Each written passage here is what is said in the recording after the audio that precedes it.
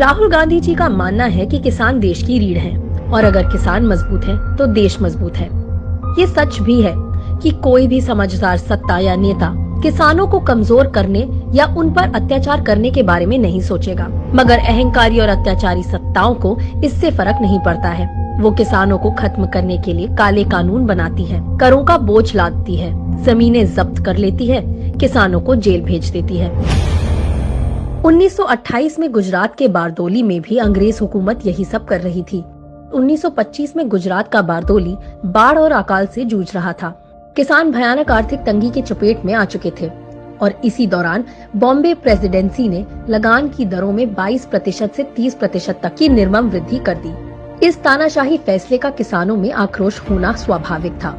जब उच्च अधिकारियों ने किसानों की चिंताओं को अनसुना कर दिया तो किसानों ने इस लगान वृद्धि के विरोध में सत्याग्रह करने का निर्णय लिया। बारदोली में आयोजित एक विशाल सभा में निर्णय लिए गए कि किसी भी कीमत पर बढ़ा हुआ लगान नहीं दिया जाएगा, असहयोग का रुख अपनाया जाएगा और आंदोलन का नेतृत्व वल्लभ भाई पटेल करेंगे।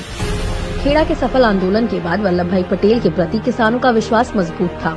बारदोली के किसान भी उनके इशारे पर मुश्किलें सहने को तैयार थे।